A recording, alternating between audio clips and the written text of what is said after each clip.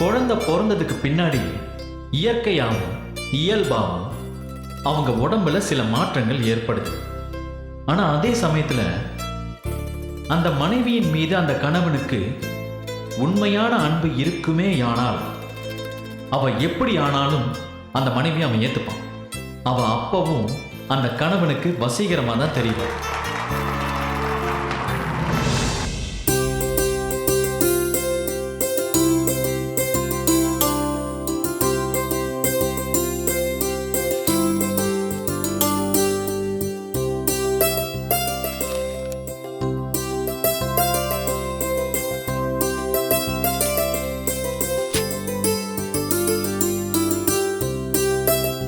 தேனு, அத்தா தேனு, அப்பா இங்க வாத்தா.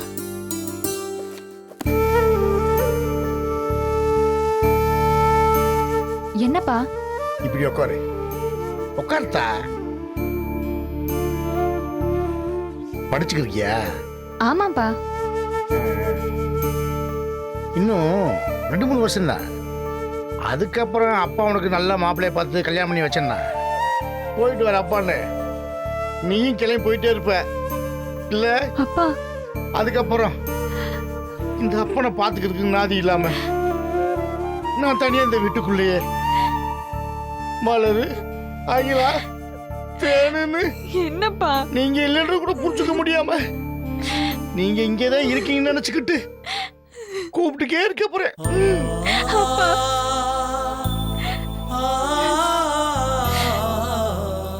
தோர, என்னையா என்ன திடீர்னு இப்படி எல்லாம் பேசிட்டு இருக்க? ஒண்ணும் இல்லம்மா, பொம்பளை பிள்ளை பெத்தவனுக்கு இதுதானே விதி. நீ வேணா பாரு. மலரு தண்ணி விட்டு வாத்தா. அகிலா அப்பா சட்டை எடுத்து வாடா. தேடு அப்பாவுக்கு காப்பி கொடுக்கணும்னு சொல்லிக்கே தெரிய போறேன். ஏங்க இப்படி எல்லாம் பேசிட்டு இருக்கீங்க? தெரியல இந்திரா, அந்த 2 பிள்ளைகளும் போனது கஷ்டமா இருந்தாலும் ஏதோ இந்த பிள்ளையாவது இருக்கான்னு சொல்லி ஆறுதல் பட்டுக்கிருக்கேன். ஆனா இந்த பிள்ளைக்கும் கல்யாணம் ஆகி போச்சுன்னா என்ன ஆக போறேன்னு தெரியல. இவளை கட்டி கொடுக்குற அன்னைக்கு நான் போய் சேர்ந்துட்டேன்னா நல்லா இருக்கும் நினைக்கிறேன்.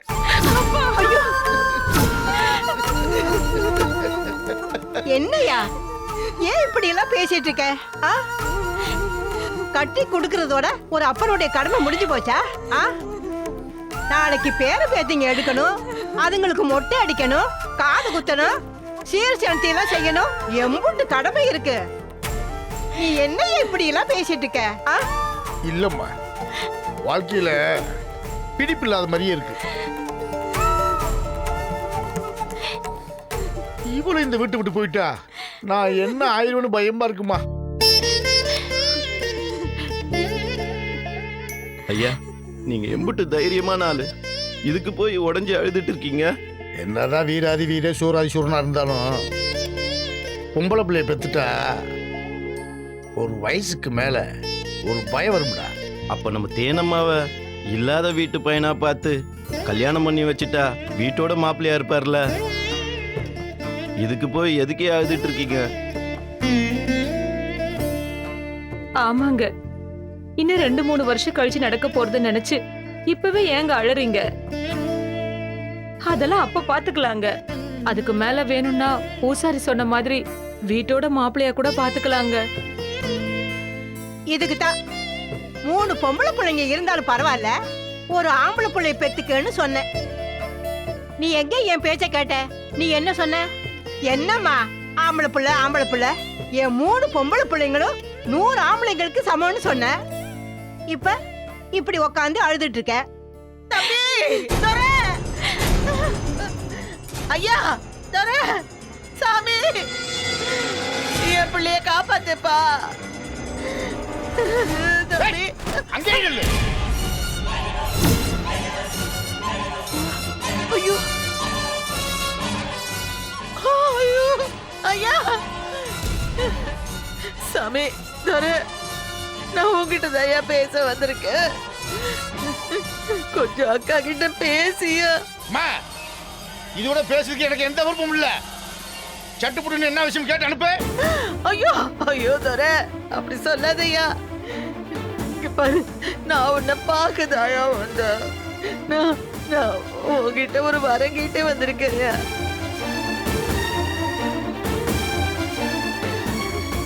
இந்த பாதகத்திக்கு நீ ஒரு வரம் தாயா. உன்னை கெஞ்சி கேக்குற தர.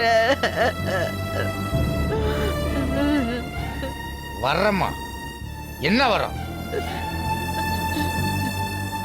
நான் பெத்த மாவன் செயல கிடந்து கஷ்டப்படுறான்.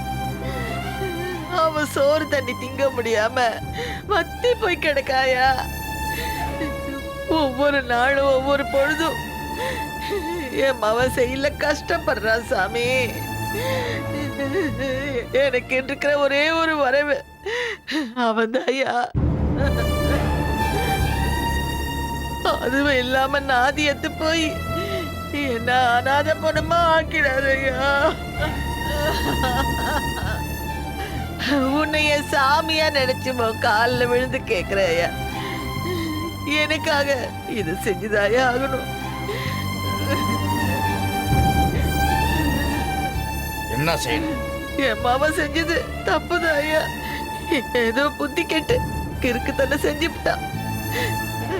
ஆனா ராஜசர இந்த அக்காக்காக ஒரு தடவை அவனை மன்னிச்சு இந்த கேஸ வாபஸ் வாங்கிடையா. எப்படி எப்படி என்ன சொன்ன திரும்ப சொல்லு. துரை தயவு செஞ்சு கோவப்படாதயா. நீ பெரும் கோவக்காரன்னு எனக்கு தெரியும். என் மாவன் பண்ணது பெரிய குத்தந்தான். நான் இல்லைன்னு சொல்லலையா. சொந்த பந்தத்துக்குள்ளேயே இருந்துகிட்டு தாய் மாமா மவனையே படம் பிடிச்சு மிரட்டினது அவன் பண்ணது எல்லாமே அயோக்கியத்தனம் தாயா. நான் அதை இல்லைன்னு சொல்லல.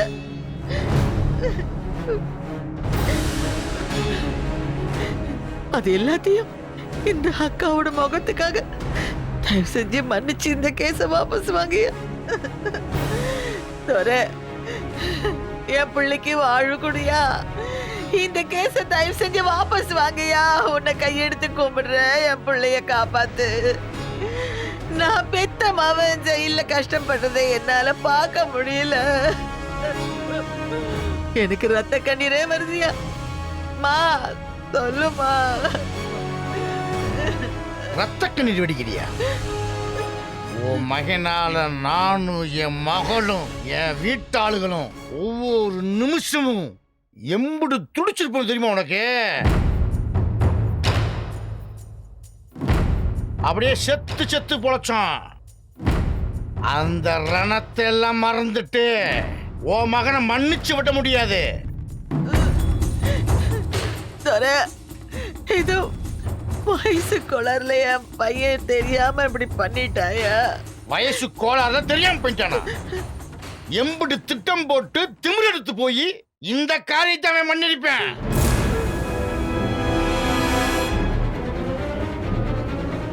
அவெல்லாம் ஜெயிலிருந்து கஷ்டப்பட்டாச்சா அந்த திமிரெல்லாம் இறக்கி விட்டு வாழ்க்கை என்னன்னு புரிய வச்சு அனுப்புவாங்க.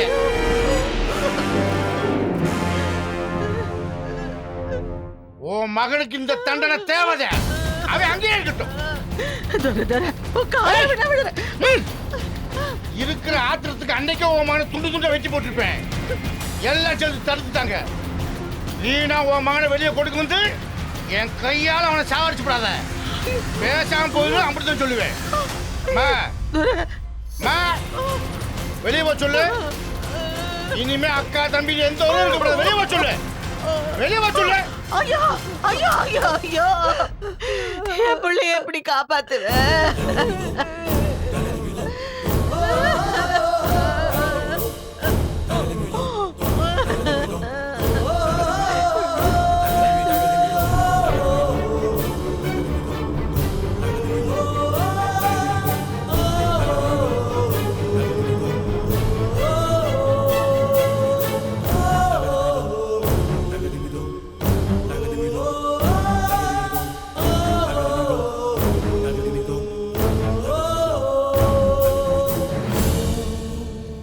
பொறுத்த வரைக்கும் இந்த பொம்பளையும் இந்த பொம்பளுடைய மகனையும் இன்னையோட தலைமுறை.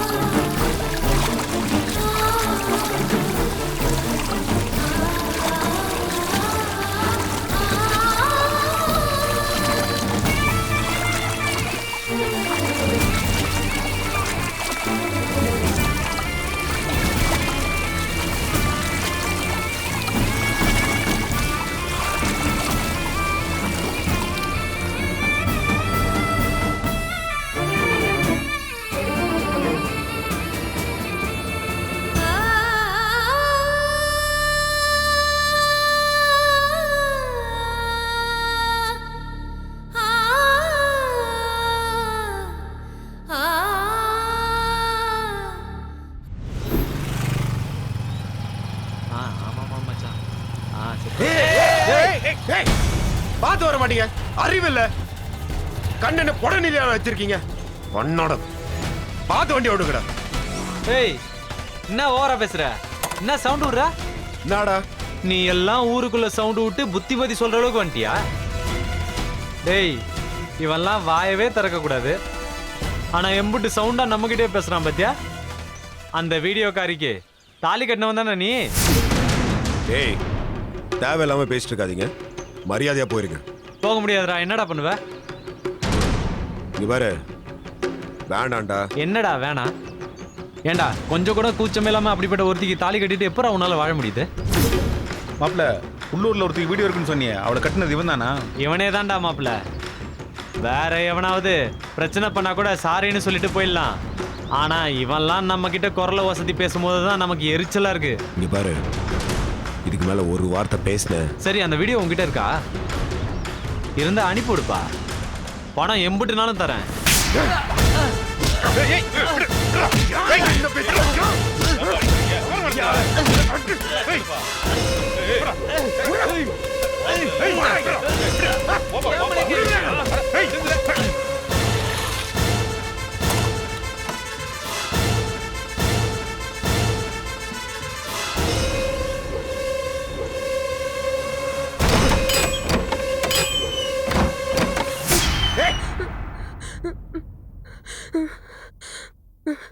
துணி மாத்திர ஒழுங்கா தாப்பா போட்டு மாத்த மாட்டேனி? அறிவுங்கிறது இல்லையா? இப்படிதான் எல்லாத்தையும் திறந்து போட்டு மாத்துவியா நீ? இப்படி கதவு திறந்து வச்சுட்டு எல்லா விஷயம் நீ பண்ணா 4 பேர் வந்து வீடியோ எடுக்க தாண்டி செய்வான். அதனாலதான் அவனும் வந்து எடுத்திருப்பான்.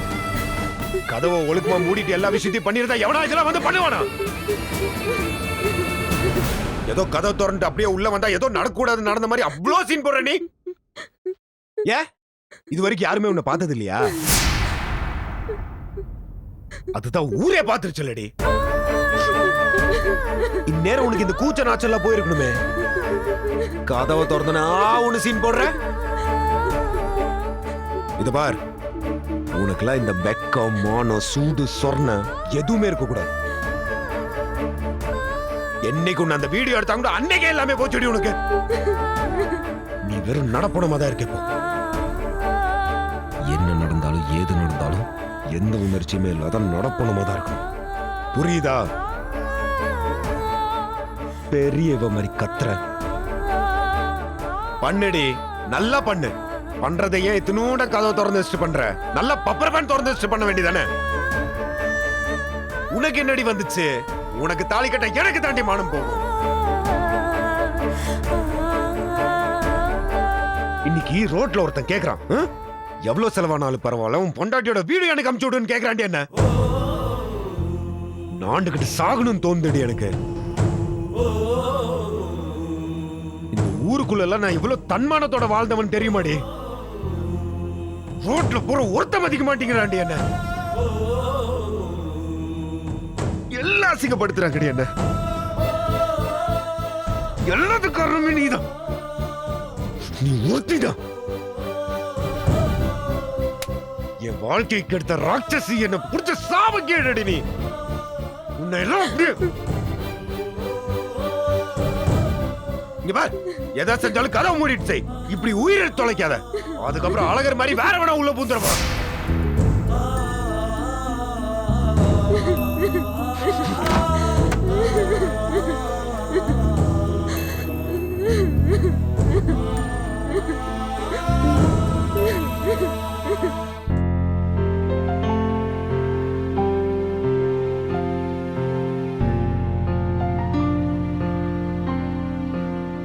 நிஜமாவா உன் ஆள் அப்படி சொன்னாரு? ஏன் ஆளா?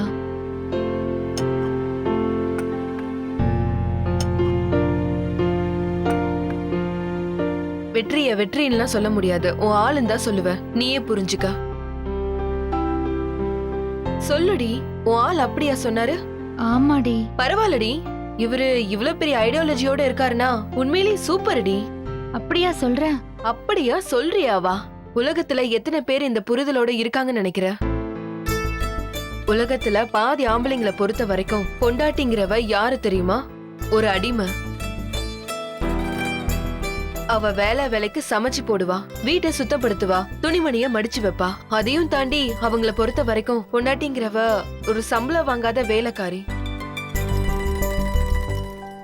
அதையும் தாண்டி ரொமான்ஸ் பண்ணும்போது கம்பெனி கொடுத்து அவங்க குடும்பத்துக்கு ஒரு வாரிசை பெத்து கொடுத்து அந்த குழந்தைய பாத்துக்கிறது மட்டுமே இவரோட வாழ்க்கை அப்படின்னு நினைச்சு உலகத்துல பாதி ஆம்பளைங்க நினைச்சிட்டு இருக்காங்க.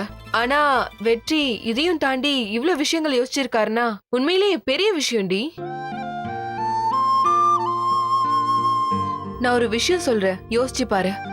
இந்த உலகத்துல எந்த ஆம்பளைங்களாவது ரொமான்டிக் மூடோட தான் ஒய்ஃப அப்ரோச் பண்ணும்போது அவளும் அந்த எண்ணத்தோட இருக்காளா இல்லையான்னு அவளை இந்த நிமிஷத்துல தொடலாமா வேண்டாமா, பேசலாமா கொஞ்சலாமா, இதெல்லாம் யோசிச்சு பார்த்தா வராங்க? அவளுக்கு அந்த நேரத்துல தலைவலி இருக்கலாம், வயிற்று வலி இருக்கலாம், கால் வலி இருக்கலாம். இதெல்லாம் யாராவது யோசிச்சு பாக்குறாங்களா? ஆம்பளைங்களை பொறுத்த வரைக்கும் ஒய்ஃப்ங்கிறவ எப்ப கூப்பிட்டாலும் வர தயாரா இருக்கணும். அந்த மைண்ட் செட்ல தான் இருக்காங்க.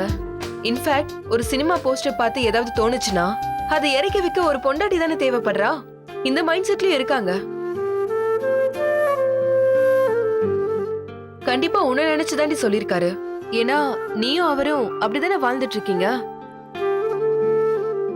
எனக்கு என்ன தோணுதுன்னா கண்டிப்பா உன் ஆளு உன் வாழ்க்கைய நினைச்சுதான் அப்படி பேசியிருப்பாரு. உங்க 2 பேருக்கு மத்தியில முத்தமோ காதலோ காமமோ எதுவுமே கிடையாது. இன்னைக்கு நீங்க அதெல்லாம் இல்லாம தப்பாவே வாழ்ந்துட்டு இருக்கீங்க. ஆனா சந்தோஷமா இருக்கீங்க. அவர் இதெல்லாம் கண்டிப்பா யோசிச்சுதான் பேசியிருக்காரு. அவரு பேசுனதெல்லாம் இருக்கட்டும், அவரு என்ன மீன் பண்றாரு உனக்கு புரியுதா? நீ காலம் முழுக்க இப்படியே இருந்தாலும் நான் உன்னை சந்தோஷமா வச்சுப்பேன் தான் மீன் பண்றாரு. அததான் நீ புரிஞ்சுக்கணும். உன் மேல எவ்வளவு பாசம் இருந்தா இப்படி ஒரு வார்த்தை சொல்லிருப்பாரு. இதுக்கு மேல என்னடி சொல்லணும்? இந்த ஒரு விஷயத்துல நீ உண்மையிலேயே ரொம்ப கொடுத்து வச்சவதான். கல்யாணமாகி இவ்வளவு நாளா ஒரு தப்பான பார்வை கூட பார்த்ததில்ல. அவர் சுண்டு விரல் கூட உன் மேல பட்டதில்ல. இவ்வளவு உரிமை இருந்தும் உன்னை விட்டு தள்ளி நின்னு இவ்வளவு அன்பு செலுத்துறாருன்னா உண்மையிலேயே is really genuine. Very great தான். ஃபர்ஸ்ட் பாலே 6ன்னு சொல்லுவாங்க. அந்த மாதிரி உன் புருஷன் உன் மேல அன்பா இருக்காரா இல்லையான்னு பார்க்க சொன்ன. அவர் அடிச்சு பட்டையை கிளப்பிட்டாரு. Is really great. ஏண்டி நீ சொன்னதை கேட்டு என்னாலே ஃபீல் பண்ண முடியுது, உன்னால ஃபீல் பண்ண முடியலையா? என்னடி? இல்ல, நான் ஃபீல் பண்ண. என்ன ஃபீல் பண்ண? அப்படி ஒரு வார்த்தை அவர் வாயிலிருந்து வந்தப்போ அது நாங்க வாழற வாழ்க்கைய சாட்சியா வச்சுதான் சொல்றாருன்னு என்னால உணர முடிஞ்சதுடி. நானும் அதை ஃபீல் பண்ணேன். அவ்வளவுதான். உன் புருஷன் உன் மேல அன்பா இருக்காருன்னு தெரிஞ்சு போச்சு. அடுத்து அக்கறையா இருக்காரான்னு பாரு. சின்ன சின்ன விஷயத்து கூட உன் மேல அக்கறையா இருக்காரான்றத ஃபீல் பண்ணு. எனக்கு தெரிஞ்சு இவ்வளவு அன்பா இருக்காருன்னா கண்டிப்பா அக்கறையா இருப்பாருன்னு தான் தோணுது. பார்க்கலாம். Let's see.